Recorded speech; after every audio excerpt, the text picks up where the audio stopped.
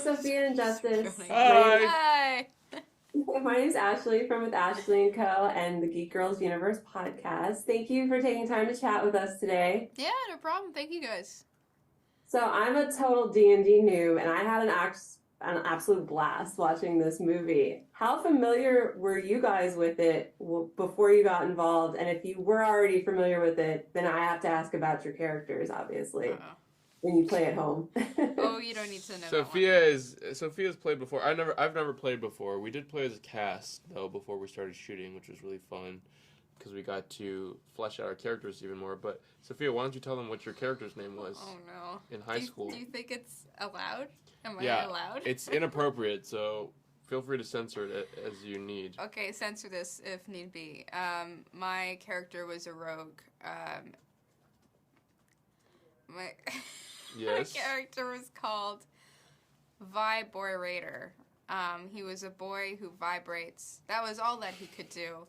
And his oh god. His catchphrase was, "It's not a sex thing." And basically I had a really lot of fun playing that character because I got to like add this little extra table of just like kind of like his just like specifically like this his like kind of a spell slot kind of thing, but it was like with vibrating. So it was like each level he'd learn like a new he'd like learn to like make an imagery of himself or vibrate through walls at one point, you know, but like that would take up a lot of time, and you know, so it's kind of like how would that affect him, how would that, you know, would that, you know, be like would something happen afterwards, like you know, he would like have a disadvantage on next rolls because he's tired, whatever, you know, that kind of thing. So it was yeah, it was fun to figure out. I didn't get to play a lot with as him, so I wish, but I don't want to talk about him anymore. But yeah, I played a little bit in high school. Cool. Yeah. What are the reactions? I can't look at them. They're laughing. Okay. That's amazing. Thank you. So my name is Jana, and I'm with Whiskey and Sunshine, and I also co-host Geek Girls Universe podcast with Ashley. So I actually thought I was a D&D nerd in high school, but clearly, Sophia, you far outdo whatever craziness I did with my high school friends, which is fantastic. I love it. So this movie was filled with lots of Easter eggs for people who are fans of the lore, but obviously was super fun for people who knew nothing of D&D. What, obviously, like Thumbershot, and there's some other great Easter eggs, but do you guys have any favorites that were included in the movie? I really liked the Tabaxi. I mean, I didn't know much about the D&D lore before shooting, but I got to spend 2 weeks in quarantine with these big D&D textbooks, so I learned so much about the universe, and it was really cool to see the Tabaxi realized. The Dragonborn beggar was really cool.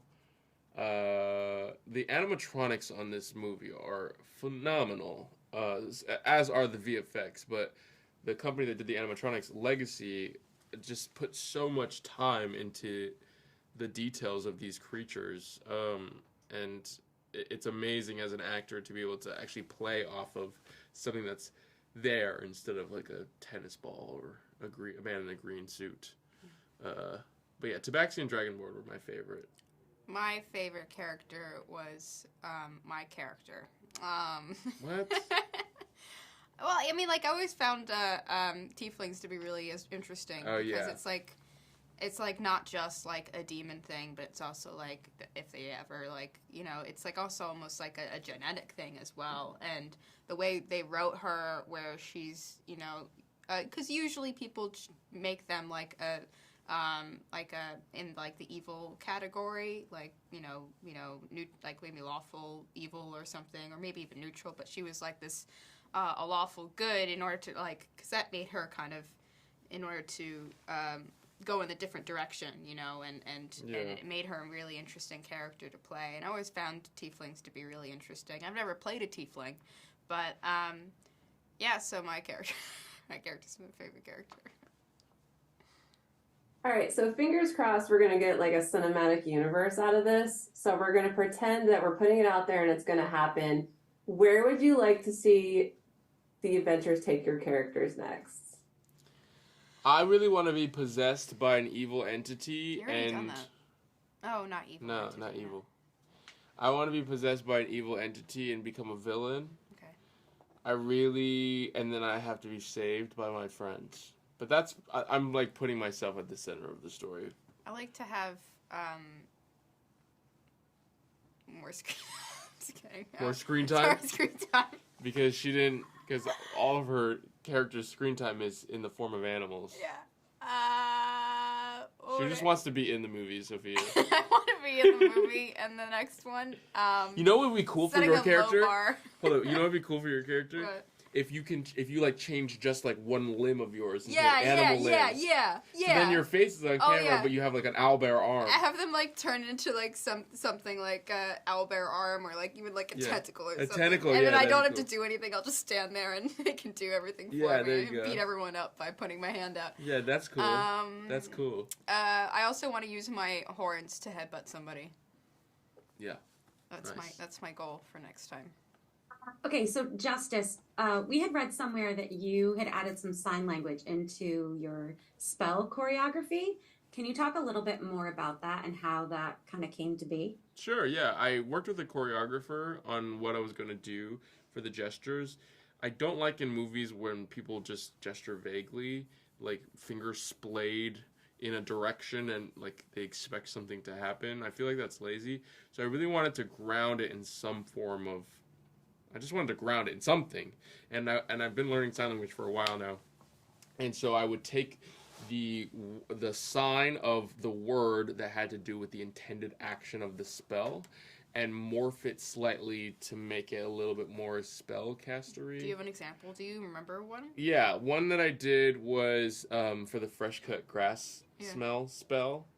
The grass in sign language is this, or I think this is also grass, or this might be garden, I'm not sure. But I was like, this isn't spellcastery enough.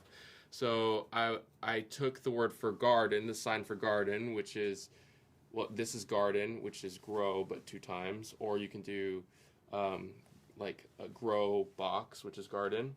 So I would go grow, and then I would like splay it out to the audience. And then I would say the word with it. So abralepek, and then Wow. yeah, but that's not even one of the cooler gestures. But that's how it's kind of. I remember you trying to figure out. This one is the coolest. Yeah, that one's the coolest. But that's not sign language. That's just cool. Yeah.